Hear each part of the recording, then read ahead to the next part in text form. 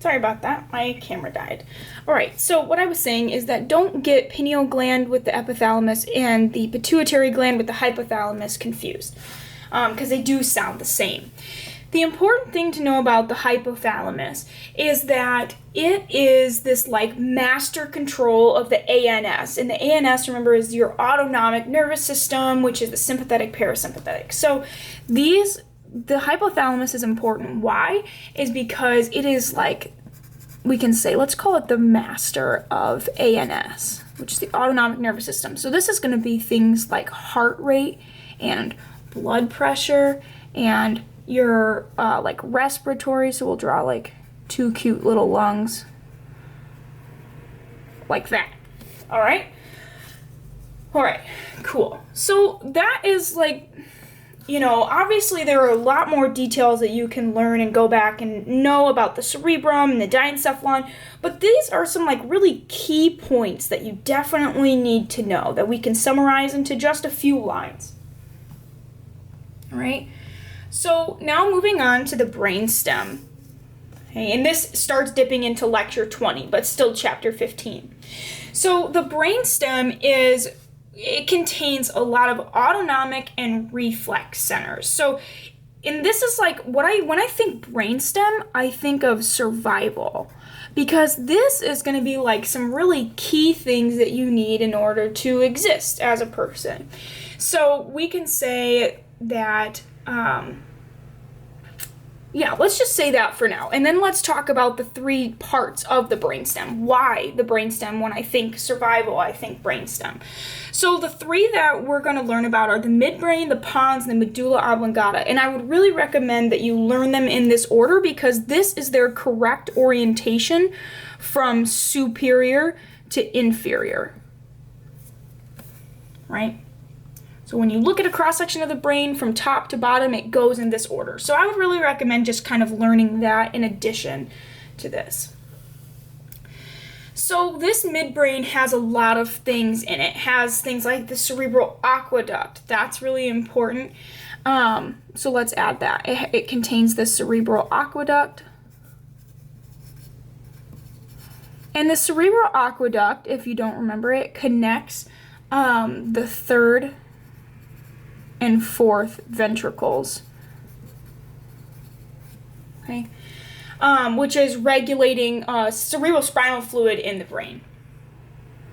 So that's a really important one. There are a few other things listed in your notes, like the cerebral appendicules and the tegmentum. Let's add the tegmentum too. The tegmentum, that is going to relay information between the cerebrum and the cerebellum. So let's write that. Cerebrum to what? Cerebellum. Oops, cerebellum. So that's going to relay information. The tegmentum relays information from the cerebrum to the cerebellum. Okay, and then there was another one listed in your notes, the superior colliculi. And those are a lot less important. But I would think of just midbrain and the cerebral aqueduct and the tegmentum. Now for the pons is really important because this is like your respiratory center.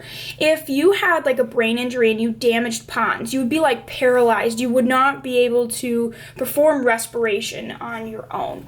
So there's a thing called the pontine respiratory center, which kind of makes sense, right? Because pons and pontine. So this is where the pontine, whatever, I've heard it both ways, respiratory center is, which makes sense. Pons. And obviously the respiratory center is going to control and regulate breathing. All right?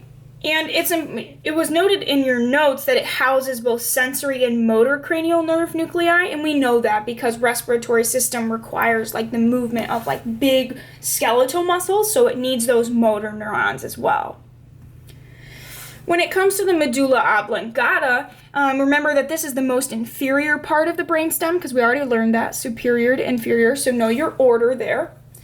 And it contains autonomic nuclei to regulate vital functions, similar to the hypothalamus, how it was kind of like the master of the autonomic nervous system, like heart rate and blood pressure and respiration.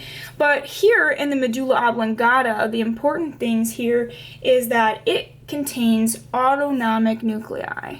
So it has.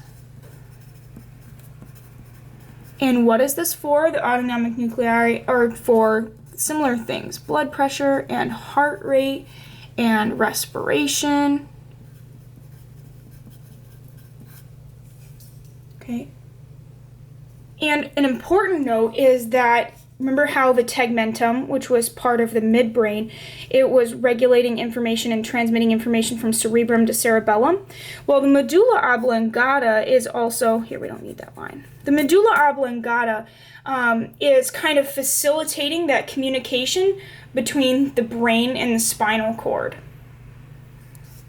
So it's kind of responsible for mediating this information from the brain to the spinal cord. So that's important too.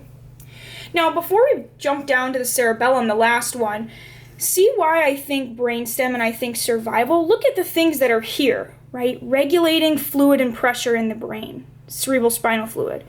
Cerebrum to cerebellum, transmission of information. Respiratory center. It controls things like your blood pressure, your heart rate, respiration. All these things are incredibly vital to your survival. So that's when I think brainstem, I think survival, and we have these three divisions, which we know have really important regulatory centers in them. So to finish this up, we have the cerebellum. Now, a lot of people get cerebrum and cerebellum confused. The way I think of it is cerebrum is like the part of the brain that you picture when you're thinking of a cartoon. And the cerebellum, it has this word like bell in it. It's kind of like this bell, like this ball shape at the back of the brain. So, or kind of like towards the back, kind of just like hanging there. And to me, it kind of looks like a ball, like a bell type structure. So that's how I remember the cerebellum, is that one instead of the classic cartoon brain that you think of. Okay, the cerebellum is the second largest part of the brain. Okay, and the main thing is, let's see, what can we summarize cerebellum? So it has left and right hemispheres, and it has a couple of like really key functions. It is going to, let's write these down, coordinate and fine-tune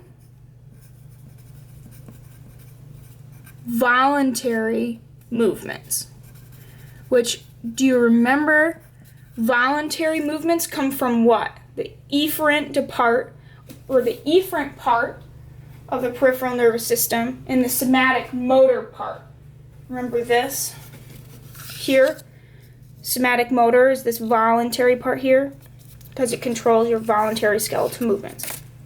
All right, so it is going to coordinate and fine-tune voluntary movements. This has a lot to do with your motor movement, maintaining equilibrium and balance, so basically how you stand up and walk and run without falling over, and also have the same capacity to pick up like a really tiny thing, right? It's going to fine-tune those voluntary movements. Another key thing is that it regulates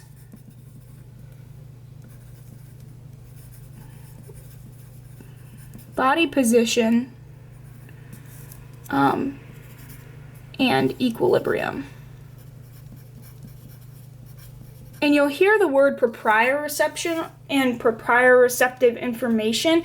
Proprioception is just like knowing where you are in space. Like, I know I'm standing up, but if I was in a crazy roller coaster or something and I was flipped upside down, like, okay, I know I'm upside down. That's proprioception, knowing just where you are in space. And so the cerebellum is really key for that. Cerebellum is really responsible for a lot of motor movements, fine-tuning voluntary movements, and also regulating and understanding where you are in space. Okay? Cool. And so that's where this is going to stop. It was going to go from the brain to the limbic system and then stop at the limbic system.